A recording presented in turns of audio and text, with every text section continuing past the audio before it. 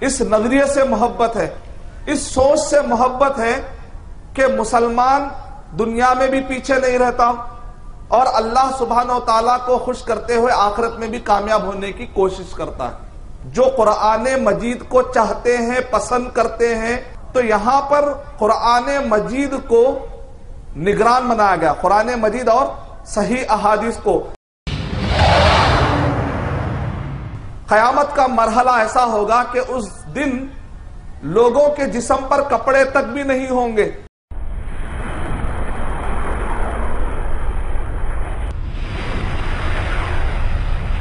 بنیادی وہ باتیں کہ جس کو معلوم کرنے سے آدمی آخرت میں کامیاب ہوتا ہے، اتنی بنیادی باتیں معلوم کرنا ہر ایک کے اوپر فرض ہے۔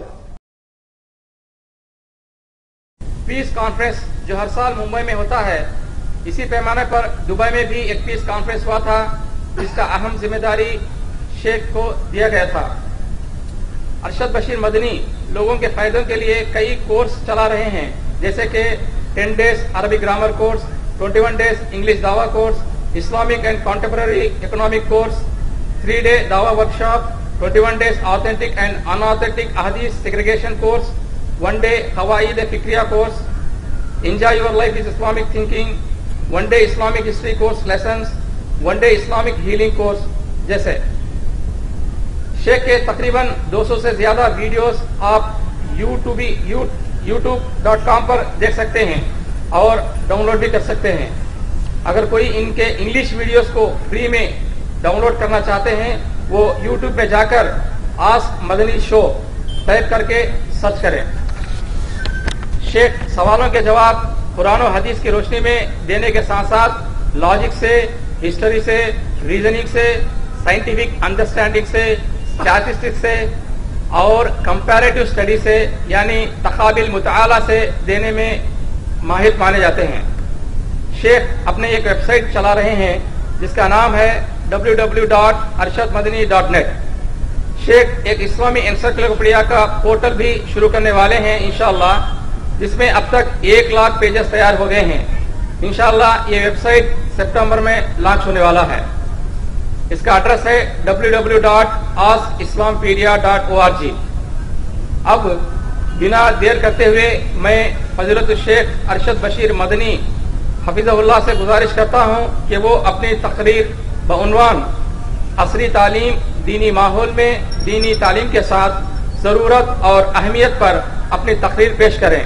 شیخ ارشد بشیر مدنی۔ السلام علیکم ورحمۃ اللہ وبرکاتہ۔ الحمدللہ رب العالمین والصلاة والسلام علی رسولہ الکریم وعلی آلہ واصحابہ اجمعین، اما بعد فاعوذ باللہ من الشیطان الرجیم، بسم اللہ الرحمن الرحیم، وقل رب زدنی علما، بسم اللہ الرحمن الرحیم، رب اشرح لی صدری ویسر لی امری واحلل عقدۃ من لسانی یفقہوا قولی۔ میں سب سے پہلے اللہ سبحانہ و تعالیٰ کا شکر بجا لاتا ہوں، بے پایا درود و سلامتی ہو حضرت محمد مصطفیٰ صلی اللہ علیہ وسلم پر۔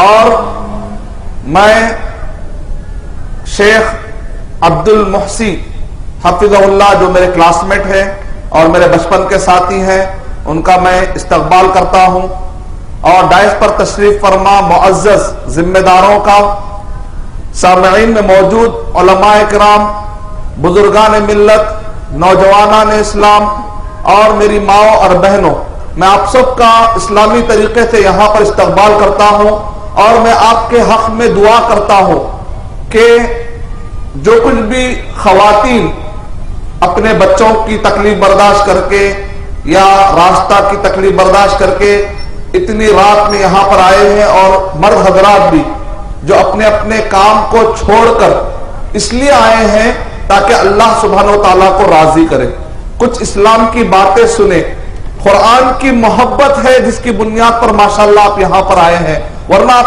چاہتے تو اس ٹائم پہ کئی ایسے لوگ ہیں مسلمان جو اس وقت پر پروگرام دیکھ رہے ہیں، کوئی سیریل دیکھ رہے ہیں، کوئی آرام کر رہا ہے، کوئی ٹائم ویسٹ کر رہا ہے، لیکن اللہ سبحانہ و تعالیٰ کا فضل یہ ہے کہ آپ کے دل میں یہ بات آئی کہ چلو اللہ سے محبت ہے، اسلام سے محبت ہے، اسلام کی کچھ بات ہو رہی ہے، کیوں نہ ہم جائیں اور جا کر اسلام کی باتیں کچھ سنیں، اللہ سبحانہ و تعالیٰ آپ کی یہ محبت قبول فرما لے۔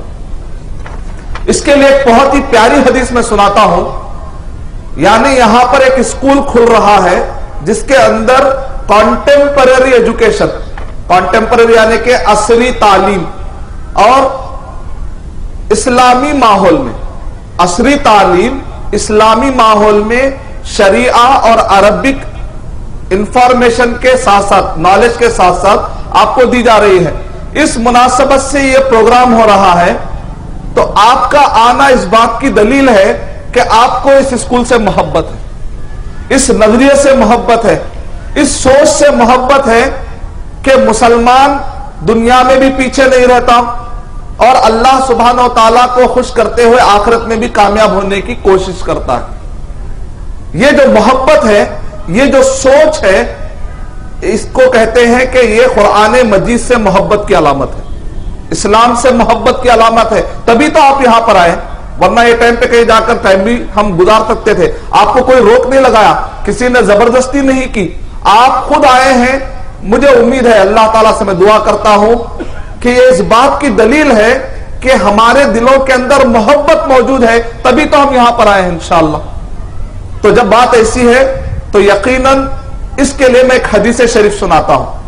جو قرآن مجید کو چاہتے ہیں، پسند کرتے ہیں، اور قرآن مجید کیونکہ اس اسکول کے اندر ماڈرن ایجوکیشن کے ساتھ ساتھ جیسا کہ میں نے سنا یہاں پر حفظ قرآن یعنی قرآن مجید یاد کرنے کا بھی ماشاءاللہ بندوبست ہے۔ کتنی بڑی بات ہے، یعنی بچے کو کیمسٹری بھی مل جائے، فزکس بھی مل جائے، سائنس بھی مل جائے، میتھس بھی مل جائے، پھر ساتھ میں ماشاءاللہ سے اس کے سینے میں قرآن مجید اللہ کا کلام بھی آ جائے، کیونکہ دنیا کے انسانوں کے باتیں، انسانوں کے جو ورڈز ہوتے ہیں وہ ورڈز تو ہم پڑھتے رہتے ہیں، آئی سیٹ، ایم سیٹ، یہ تو انسانوں کے بنائے ورڈ ہیں۔ قرآن مجید میں کس کے لفظ ہے، الفاظ ہیں؟ اللہ سبحانہ وتعالی۔ اب یہ الفاظ بھی اگر بچے کے سینے میں آ رہے ہیں تو کتنی بڑی بات ہے، کتنی بڑی بات ہے۔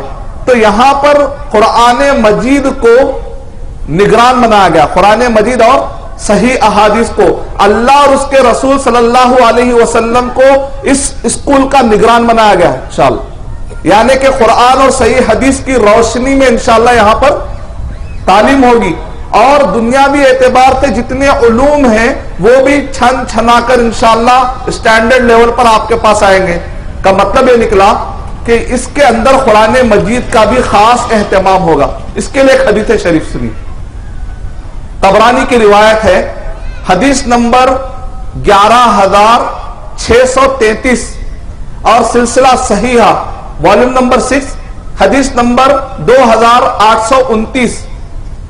قیامت کا مرحلہ ایسا ہوگا کہ اس دن لوگوں کے جسم پر کپڑے تک بھی نہیں ہوں گے، پسینہ اتنا زیادہ ہوگا گرمی کی وجہ سے کہ لوگ پریشان ہوں گے۔ ایسے وقت پر سب لوگوں کو اپنے نفسا نفسی کا حالت ہوگا، یعنی کہ عزت، ان کو اپنے عزت کی فکر ہوگی، پتہ نہیں آج میری عزت کیا ہوگی، پتہ نہیں آج مجھ پر کیا عیب لگے گا۔ ایسے وقت پر جبکہ لوگ ڈریں گے کہ ہمیں کوئی عزت ملنے والی ہے یا نہیں ہے، آج تو کپڑا بھی نہیں ہے، ہم کیا کریں گے۔ ایسے وقت پر والدین یعنی بچے کے جو ماں باپ ہوتے ہیں، ماں باپ کو اچانک وہ دیکھیں گے کہ ان کے جسم پر قیمتی جوڑے اللہ سبحانہ و تعالیٰ نے پہنا دیے۔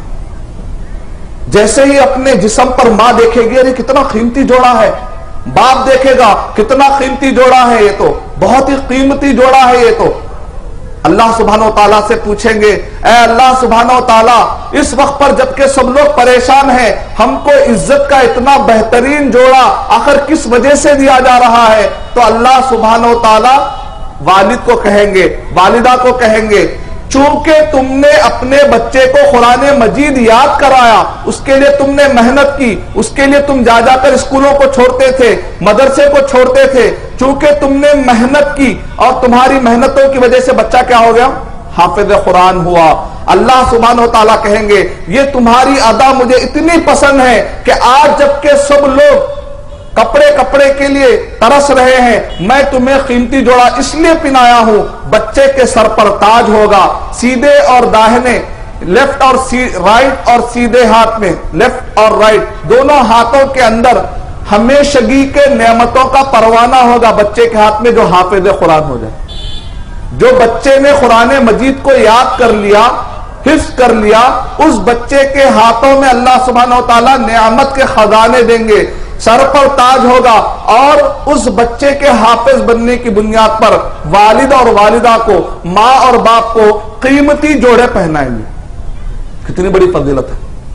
اب کچھ ماں باپ سوچتے ہوں گے یہاں پر کہ ارے میرے بچے تو حافظ نہیں بنے، اور میں بھی خود حافظ نہیں بن سکا، قرآن مجید مکمل یاد نہیں کر سکا، کیونکہ ہر ایک کو قرآن مجید یاد ہونا ذرا مشکل ہو جاتا ہے، یا تو ماحول نہیں ملتا ہے، یا تو حالات ساتھ نہیں دیتے، یا تو بچپن سے توجہ نہیں ہوئی۔ تو اب باقی کے لوگ کہیں گے بھئی ہمارے لیے کیا فضیلت ہے، جو بچہ حافظ بن گیا اس کے لیے تو اتنی بڑی فضیلت ہے، بچے کے ماں باپ کے لیے بھی ماشاءاللہ جو حافظ بن گیا اس کے ماں باپ کے لیے بھی اتنی بڑی فضیلت ہے۔ تو اس کے بعد محمد اقبال کیلانی حفظہ اللہ کہہ رہے ہیں، یہی حدیثوں کے بعد روایتوں کو جمع کر کے انہوں نے کہا کہ اگر کوئی اب بھی چاہتا ہے، اس کے دل میں خواہش ہے، حافظ نہیں بن سکا، نہ اپنے بچوں کو حافظ بنا سکا، کم سے کم وہ روز آنا قرآن مجید کی زیادہ سے زیادہ مطالعہ شروع کر دے، زیادہ سے زیادہ تلاوت شروع کر دے، قرآن مجید کی تلاوت روزانہ کرنے کی وہ عادت ڈال لے۔ زیادہ سے زیادہ قرآن مجید اگر تم تلاوت کرتے رہو گے، قرآن مجید سے اپنے آپ کو جڑا لو گے، تو انشاءاللہ یہ فضیلت بچے کو جو تاج پہنا جائے گا، اس کثرت سے پڑھنے والے آدمی کو بھی سر پہ تاج پہنایا جا سکتا ہے انشاءاللہ۔ یعنی مطلب کیا نکلا؟ مطلب یہ ہے کہ قرآن مجید کو اتنے زیادہ پڑھنے کی فضیلت ہے، تو پھر اندازہ لگائیے کہ حافظ قرآن ہونے کی فضیلت کیا ہے۔ جب آپ اسکول میں بچے کو ڈالتے ہیں تو یہاں پر دنیاوی علم کے ساتھ ساتھ الحمدللہ بچے کو دینی تعلیم بھی دے رہے ہیں، تو ایک ساتھ دنیا کی نعمتیں بھی اور آخرت کی نعمتیں بھی۔ جیسے کرنول میں محاورہ ہے کہ کیا کہتے ہیں اس کو، دونوں ہاتھ گھی میں، یہاں تو منہ بھی گھی میں، ماشاءاللہ دنیا بھی ماشاءاللہ، دین دنیا آخر۔ اللہ تعالیٰ نے قرآن مجید میں ارشاد فرمایا، ربنا آتنا فی الدنیا حسنۃ وفی الآخرۃ حسنۃ وقنا عذاب النار۔ دنیا کو چھوڑنا بدھیزم ہے۔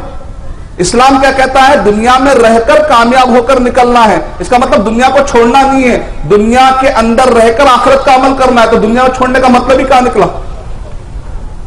اب آئیے میں آپ کو ایک فتویٰ سناتا ہوں، اس فتوے سے ہماری آنکھیں کھل جائیں گی کہ یہ اسکول قائم کرنا فرض ہے، فرض کفایہ کم سے کم کہہ لے سکتے ہیں آپ، فرض کے دائرے میں آتا ہے ایسے اسکول قائم کرنا۔ میں آپ کو فتویٰ سناتا ہوں، طلب العلم فریضۃ علی کل مسلم۔ یہ تقریباً ہر مسلمان کو تقریباً یہ حدیث شریف یاد رہتی ہے۔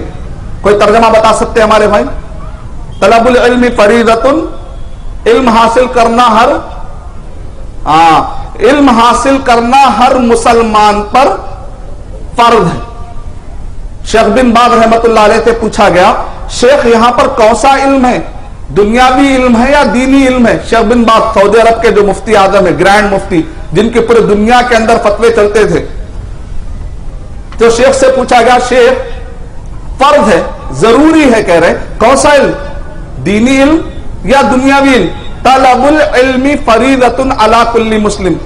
شیخ بن باز رحمت اللہ علیہ نے جواب میں کہا، وہ علم جو انسان کو آخرت میں، وہ علم یعنی وہ معلومات جو انسان کو آخرت میں کامیاب دلانے کے لیے جو بھی شرعی معلومات ہے، جتنے جیسے اللہ کون ہے، رسول کون ہے، اسلام کیا ہے، اس کی جو معلومات ہے، اتنی معلومات تو ہونا فرض ہے ہر مسلمان پر، ہر مسلمان پر اتنی معلومات تو ہونا فرض ہے کہ بنیادی وہ باتیں کہ جس کو معلوم کرنے سے آدمی آخرت میں کامیاب ہوتا ہے، اتنی بنیادی باتیں معلوم کرنا ہر ایک کے اوپر فرض ہے۔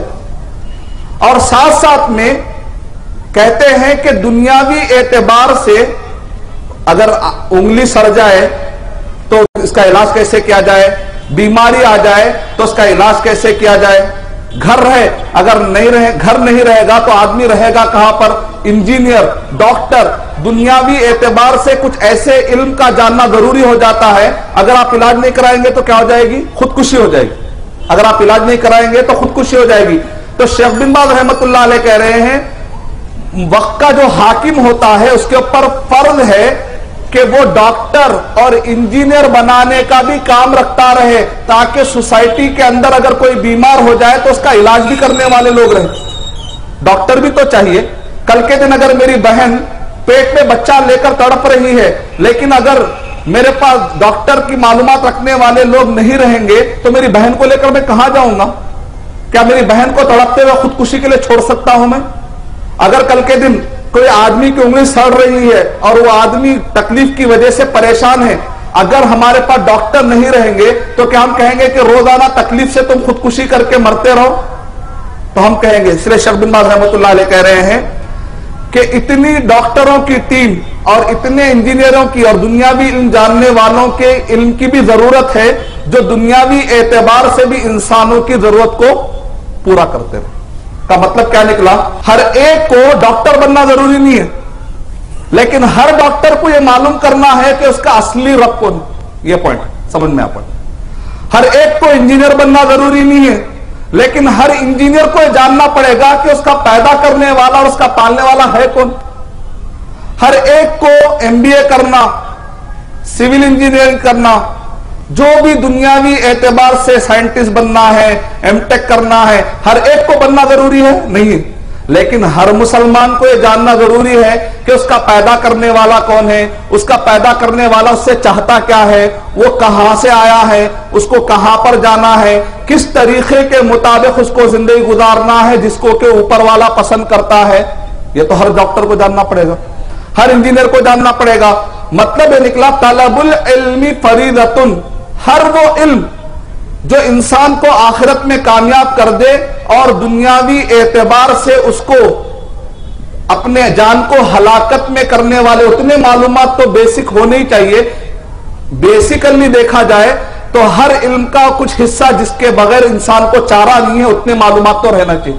ایک آدمی جا کے کرنٹ میں ہاتھ ڈال دیتا, میرے کو نہیں معلوم کرنٹ سے کیا ہوتا, کرنٹ کو نہیں معلوم کہ آپ کو نہیں معلوم, جیسے آپ کرنٹ میں ہاتھ ڈالیں گے کیا لگ جائے گا, آپ کو شاک لگ جائے گا. ارے میرے کو نہیں معلوم تھا, بولے تو ہر جہاں نہیں معلوم کی تھیوری نہیں چلتی. ہندوستان, شیخ ابن عثیمین رحمۃ اللہ علیہ سے پوچھا گیا, شیخ ہندوستان کے کچھ لوگ ہیں وہ لوگ کیا کر رہے ہیں, ارے معلوم کرے تو عمل کرنا پڑتا, لہذا مول صاحب کے باتیں مت کو سنو. کیا بولے؟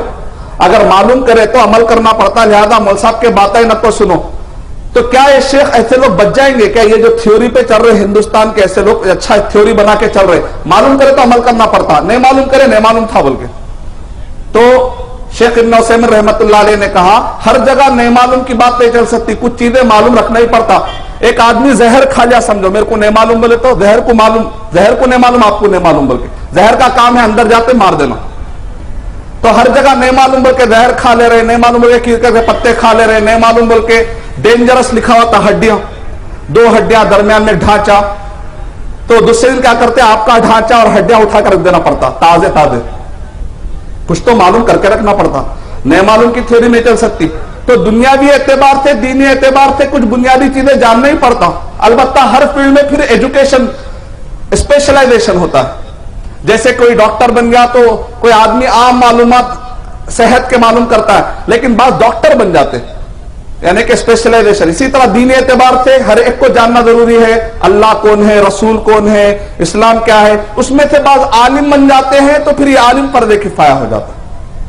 یہ باتیں میں نے آپ کو کیوں بتائی, یعنی جب یہ بات کلیئر ہو گئی, یہ فتوے سے کیا پتا چلا ہم کو, دین کی نالج بہت ضروری ہے, لیکن دنیاوی اعتبار سے بھی نالج کی اہمیت کو اسلام میں نہیں گرایا گیا.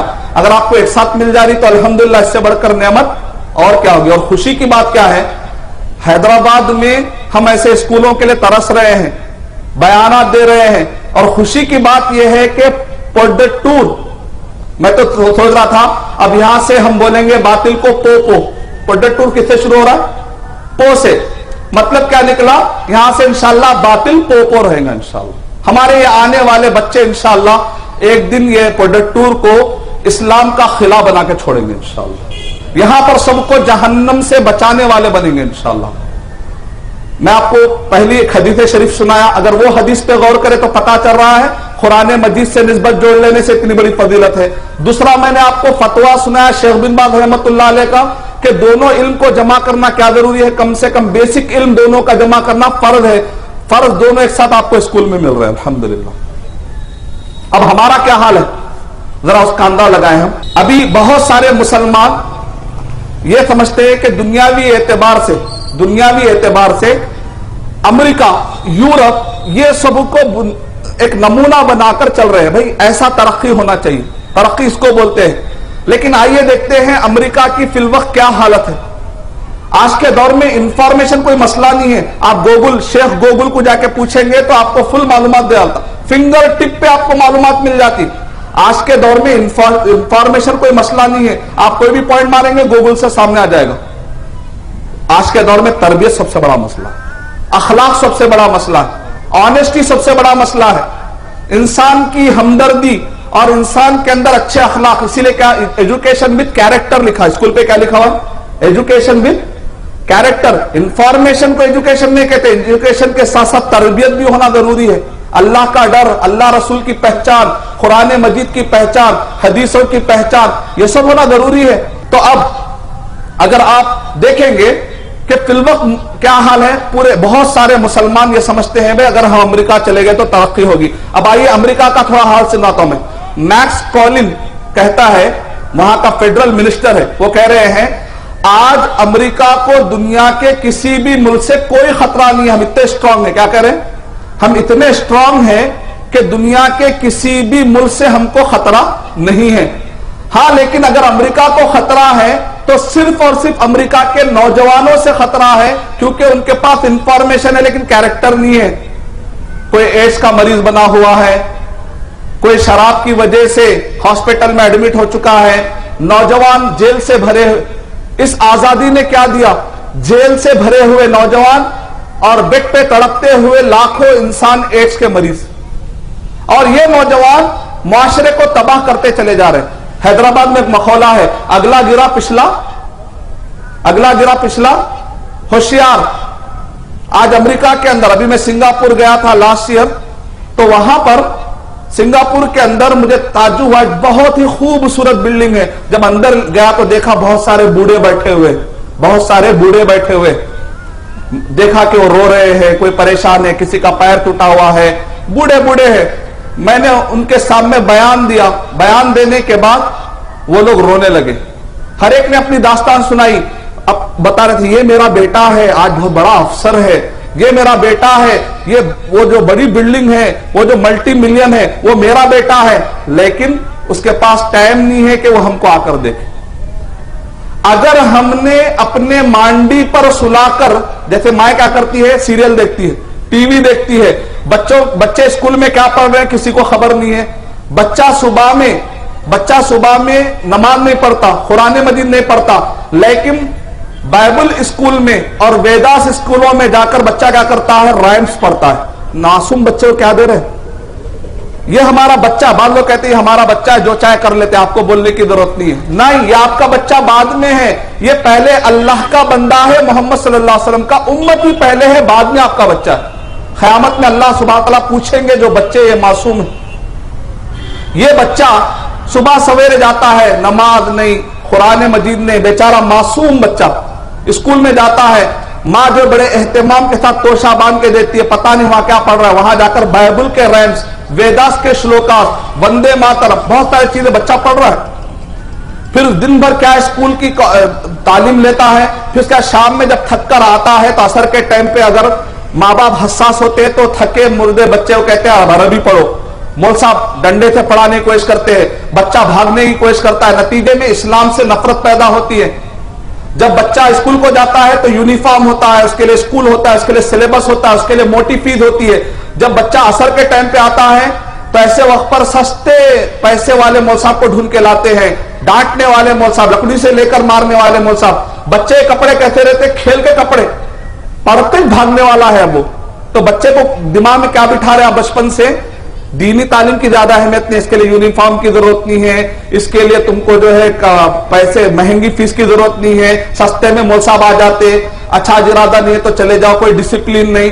اب بچے کے دماغ میں آپ کیا پروگرامنگ کر رہے ہیں؟ دنیا کی بہت بڑی اہمیت ہے، دین کی بس ایسا ہی چلتا، تھکے ٹائم پہ مغرب کے ٹائم پہ آتا بچہ تو اس کے بعد پھر یا تو ٹی وی دیکھتا ہے یا پھر تو وہی تعلیم پڑھتا ہے۔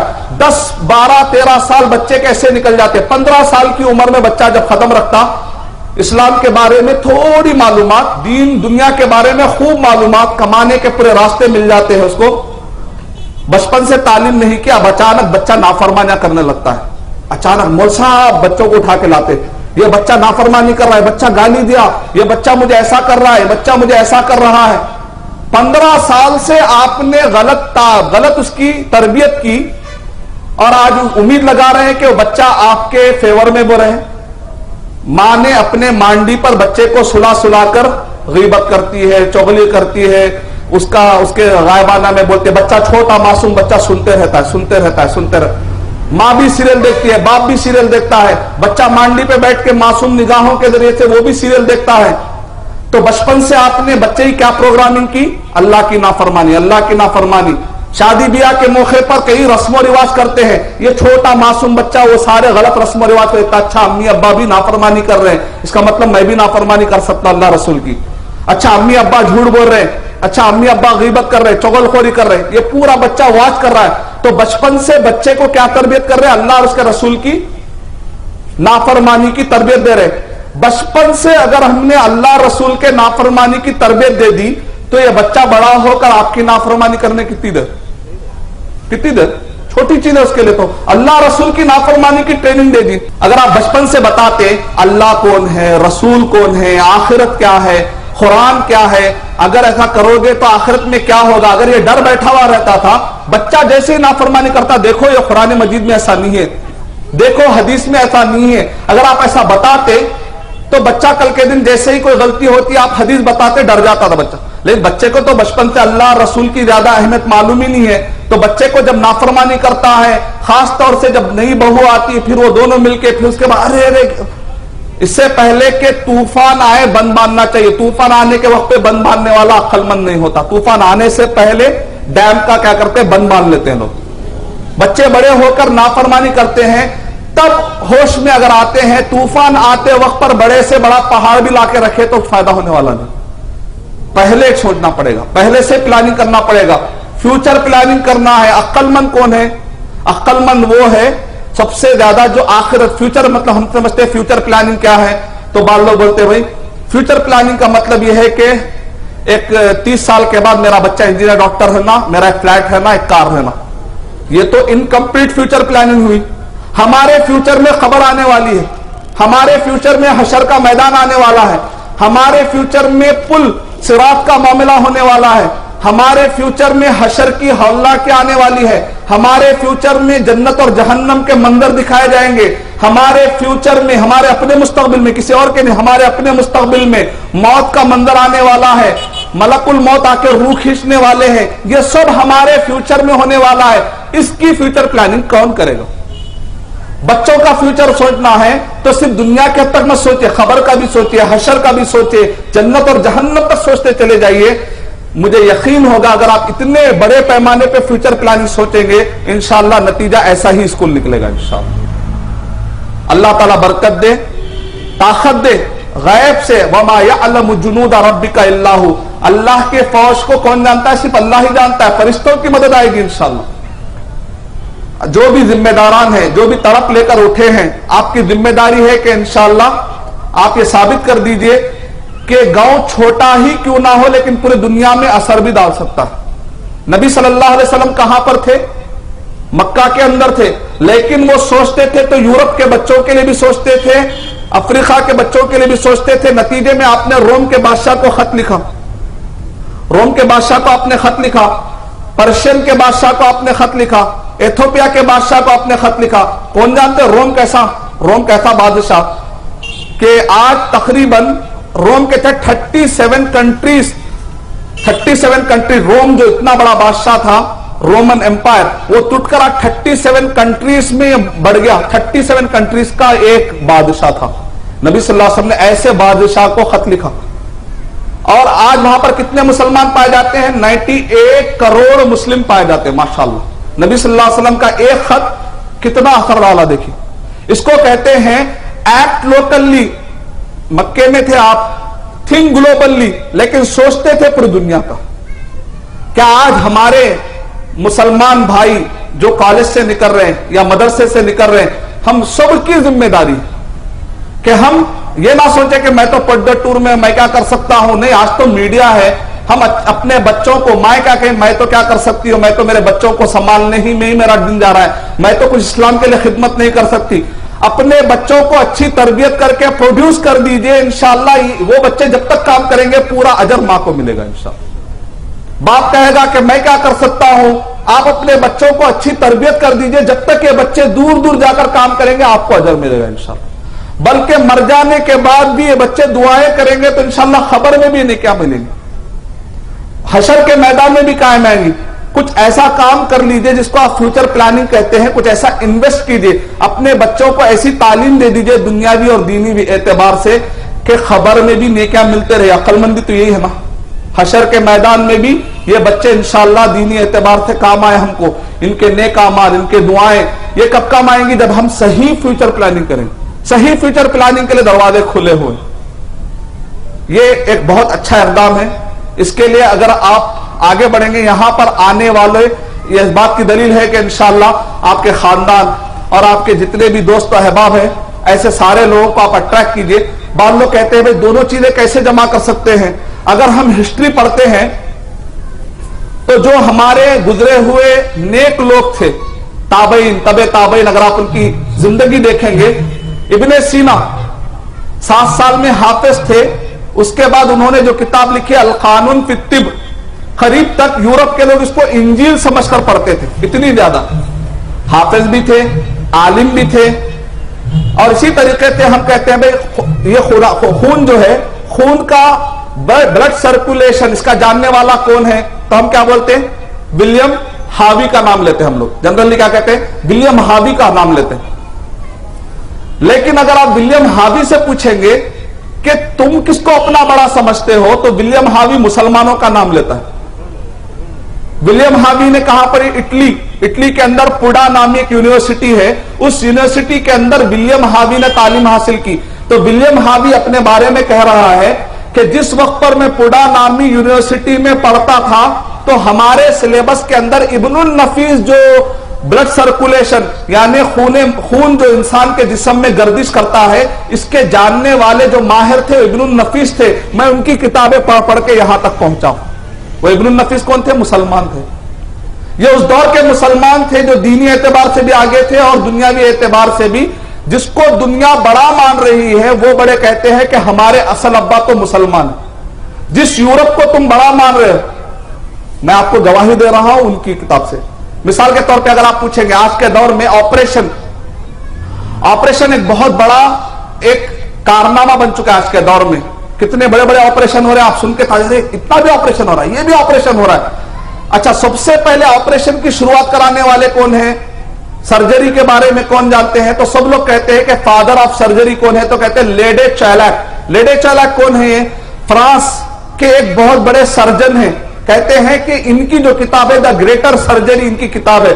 کہتے ہیں کہ یہ کتاب جتنے بھی اب دنیا میں آپریشن اور سرجری کے ہوں گے اس کے لیے بیس کیا رہے گی؟ یہ کتاب رہے گی. تو لیڈے چیلاک ایک فرانس کے غیر مسلم ہیں. آپ تعجب کریں گے, لیڈے چیلاک نے اپنی اس کتاب کے اندر دا گریٹر سرجری کے اندر 200 مرتبہ امام زہراوی کا نام انہوں نے لکھا. امام زہراوی کون ہے؟ مسلم. کہا جس کو دنیا بڑا مانتی ہے وہ لوگ کہتے تھے کہ ہمارے بڑے کون ہیں؟ امام زہراوی. میں آپ کو اپنے منہ میاں مٹو کہتا, میں اپنے کتابوں سے نہیں کہہ رہا ہوں, غیر مسلم جو کتاب لکھے اس کتاب کے اندر بتا رہا ہوں. کیا پتا چلا اس سے؟ کہ جو صحابہ تھے, تابعین تھے, تابعین تھے, یہ لوگ دنیا میں بہت زیادہ آگے بڑھنے والے تھے. عمر فاروق رضی اللہ تعالیٰ عنہ, ابھی آج جو دنیا میں آپ دیکھ رہے ہیں یو این سسٹم ہے, ایڈمنسٹریشن ہے, پورے دنیا کے اندر حکومتیں جو چل رہی ہے, یہ حکومتوں کا سسٹم کیسے چل رہا ہوگا؟ آپ تعجب کرتے ہیں. عمر رضی اللہ تعالی عنہ نے 40,000 کتابوں کا ٹرانسلیشن یونانی زبان سے کرا کے قرآن مجید سے ملا کر انہوں نے دیا. یہ باتیں آپ کو میں نے مثال کے طور پہ دی. انشاءاللہ یہ دور دوبارہ بھی آ سکتا. شرط یہ ہے کہ ہم انشاءاللہ آگے بڑھے.